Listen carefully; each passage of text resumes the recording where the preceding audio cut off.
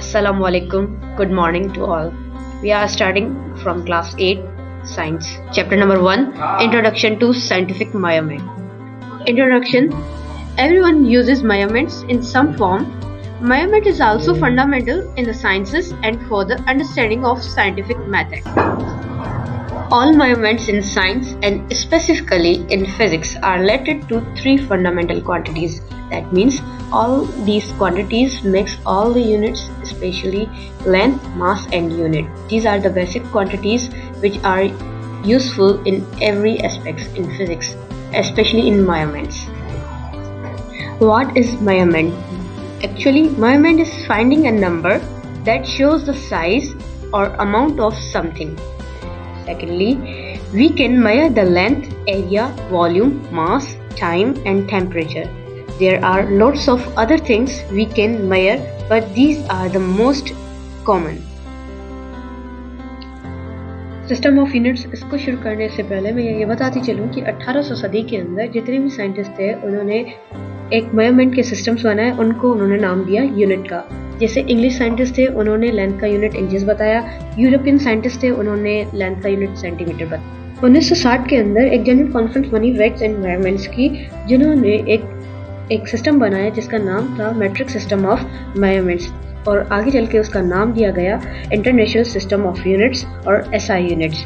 SI unit drive हुए MKS system से, जिसमें जो बेसिक तीन क्वांटिटीज थी, यूनिट्स थे, वो थे metre, kilogram and second. System of units में स्पेशली हम 3 और 4 यूनिट्स पढ़ते हैं, जिसमें हम आज डिस्कस करेंगे CTS system, number 1 CTS system, number 2 MKS system और नंबर 3 एसआई सिस्टम, जिसको हम इंटरनेशनल सिस्टम ऑफ यूनिट्स भी कहते हैं।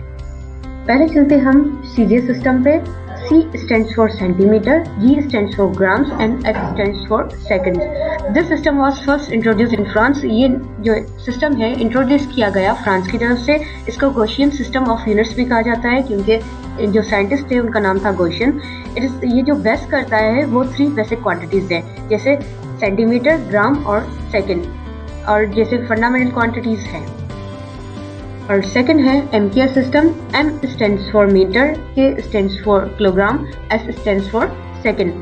एमकेएस सिस्टम है वो भी फ्रांस की तरफ से इंट्रोड्यूस किया गया, मगर इनको फ्रेंच सिस्टम ऑफ यूनिट्स भी कहा जाता है। और ये सिस्टम बेस करता है मेट्रिक सिस्टम पे, जिसमें लेंथ का यूनिट मीटर बताया गया है और मास का यूनिट किलोग्राम और टाइम का unit second as the fundamental units of length, mass and time.